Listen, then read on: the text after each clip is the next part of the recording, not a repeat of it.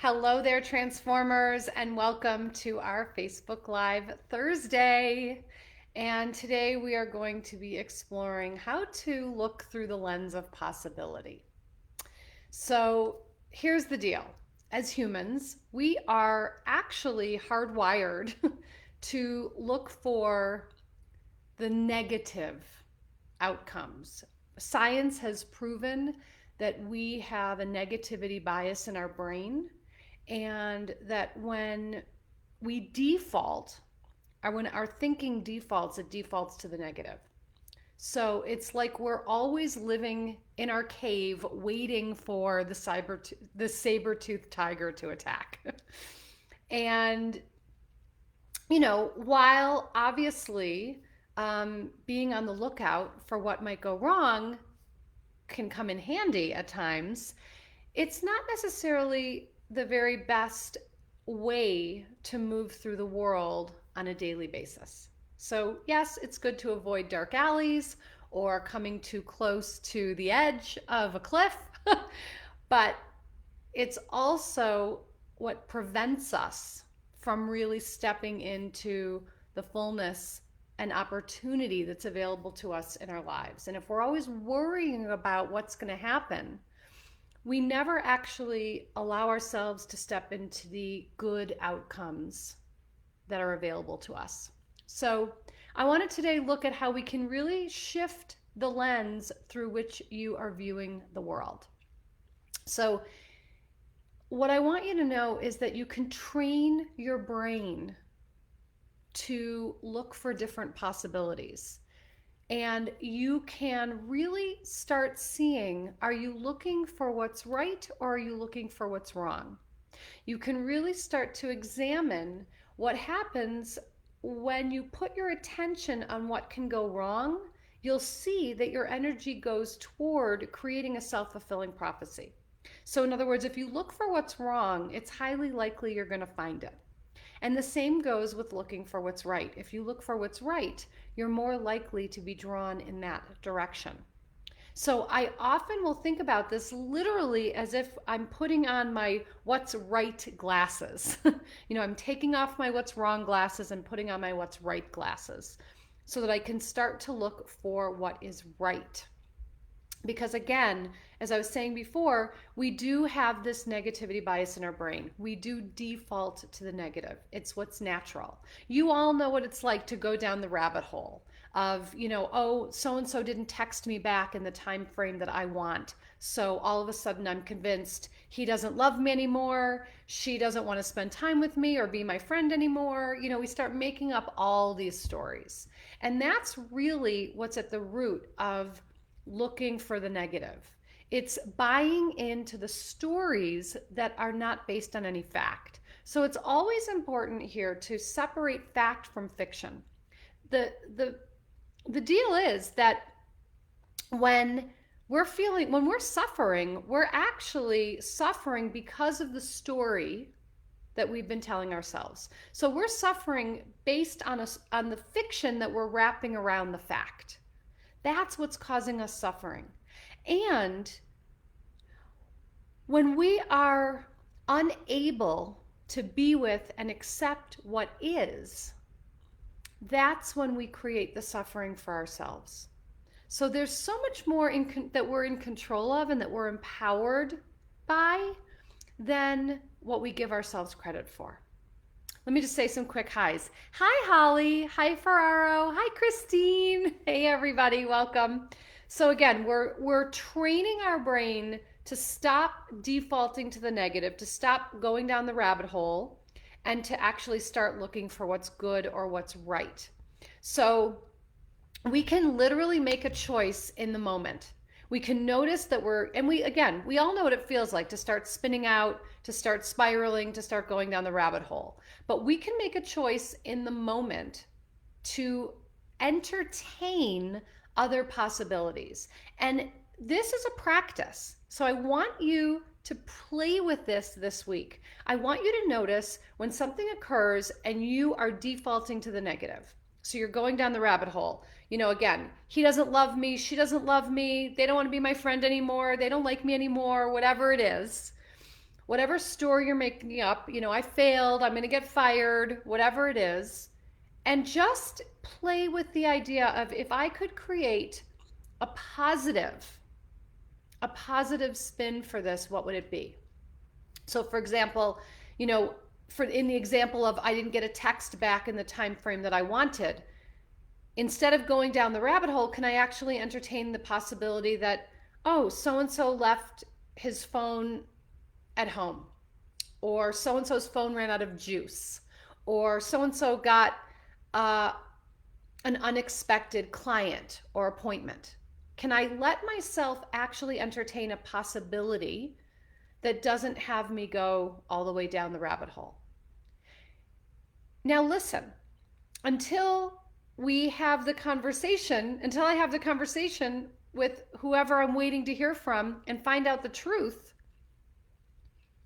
I'm actually creating space to not feel bad, essentially. I'm creating space to continue feeling good, to allow myself to feel okay. And then when the truth comes, oh, you left your phone at the grocery store, then I can be with what's real. Or if the truth comes back with, I was avoiding you because I don't really want to spend time with you, then I've got that to deal with. But I save myself some time of feeling bad by entertaining other possibilities. Hi there, Yvonne. Hi, Tamara. Hi, Angie. Hey, Teresa, Neroma, Jessica, Barbara. I'm so glad you needed to hear this today. Hey, Vincy. Hi, Holly. Wow, I was ghosted by a man I was really enjoying dating. I'm in suffering. This is perfect. I've been in the rabbit hole for weeks. Thank you. You are so welcome. You're so welcome. Because right, and it is hard when you may never get an answer. Exactly, we may never know. But here's what I want you to remember, Holly, and everybody listening or watching. How someone else acts says far more about what's going on with them in their life than it is a reaction or response to us. I really want you to just let that sink in for a minute. What someone chooses to do or not do in their own life has actually far more to do with them than it does with us. And we come to the place where we start drawing conclusions about ourselves, we start making up stories, we are trying to get to the bottom of something, so we take things personally, we make ourselves wrong. We wonder, what could I have done to make this better? What could I have done to make this be okay? And the truth is, it has far more to do with them and their makeup than it does with us. So, if you've been with me a while, we're constantly exploring, shadow beliefs, limiting beliefs, underlying commitments, what's at the root of why we do what we do, what is our motivation, what's our intention. We have to remember that everyone we're coming in contact with in our lives is dealing with those same things. So they're operating from all their shit and we're operating from all of our shit. And if you look at it that way, it's a wonder that we ever have that we ever can really come together in connection. And so just remember the next time that you want to go into the beating yourself up. Right. So Holly, yes, I default to I sabotaged it again. Right. So listen, I'm all for taking responsibility. I'm all for looking at your own patterns. I'm all for looking at, how are you showing up? What are you bringing in? I'm all for it. But I'm also not for you taking any more responsibility than is yours to take. So there's a real discernment there about what is your responsibility to take and what is not your responsibility to take. And how are you taking more than is yours? And what are they showing up with? And what are you showing up with? And how are you making it all about you when it's really about them? So, just some things to think about as we continue this journey of living and relating. Vincy, we are all being authentically ourselves. And that's the best that we can do. The best we can do is continue showing up in our own truth, in our own authenticity, with what's real for ourselves, and see where the intersection of connection is. But we have so much power over our brain that we don't give ourselves credit for. I always think of Louise Hay saying, don't think the thoughts that scare you. And so many of us do that. So many of us get ourselves into that, into that loophole or into that loop.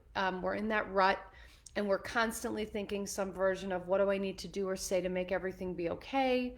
We're looking at, what is some way that I have to somehow hold myself back or keep myself small or not be too much or not be too loud or too emotional or whatever it might be in order to be digestible to someone else. So we always want to look at, how are we showing up? How's someone else showing up? And how do I simply read? Essentially, it's like, how can I take what's happening at face value?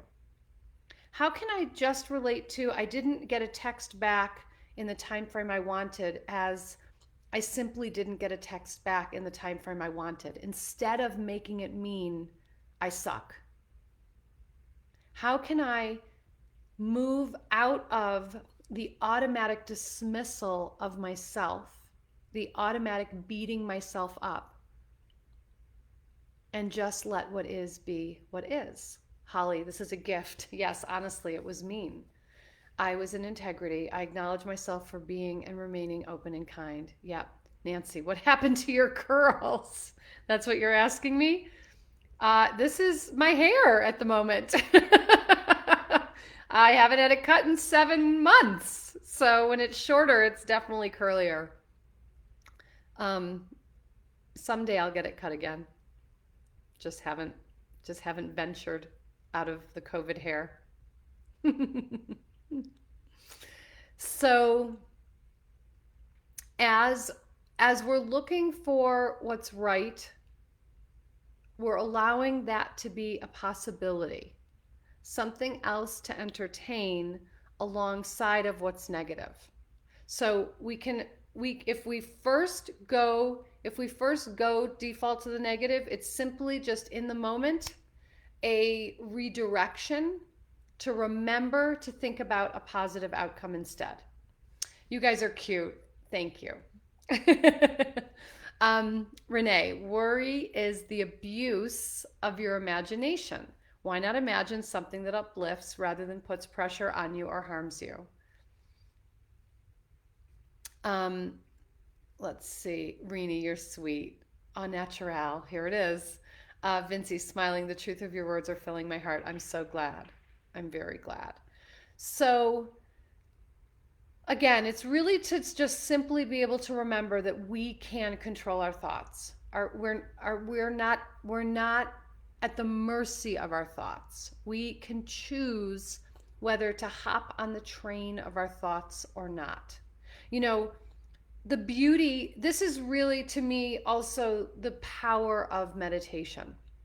So most people who are not meditators have this idea that meditating is about emptying your mind, but that's not what it is at all.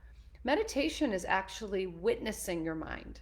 So it's a state of being mindful and aware of what is happening in your mind, and essentially letting your thoughts drift by like clouds, or letting your thoughts drift by like leaves in a stream.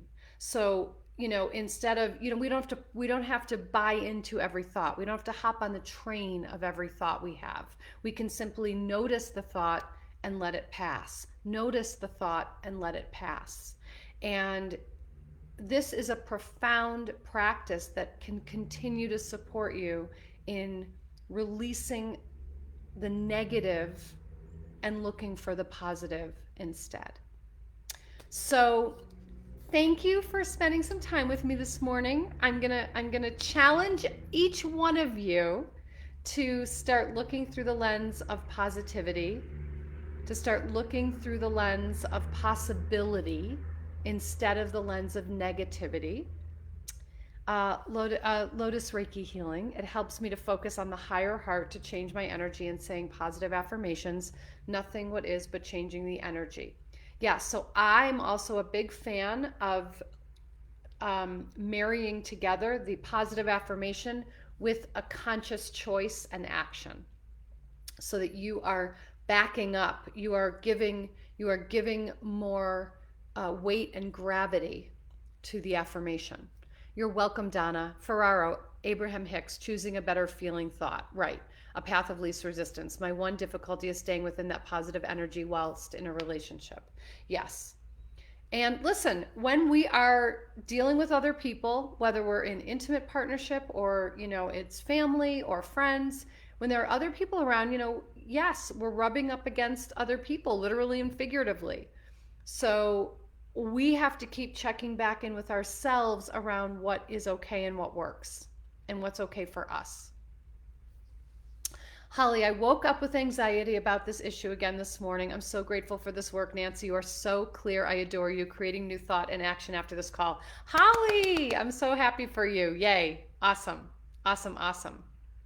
Hi, Julie. It's okay that you're late. We're just about to sign off, but you can of course watch the replay. It'll always be here on the page. Okay, so this week, catch yourself. Catch yourself when you're spiraling down the rabbit hole, when you're spiraling down into the negative. Catch yourself to be able to create a positive outcome of possibility instead. Oh, Vincy, I would love to do coaching with you. All right.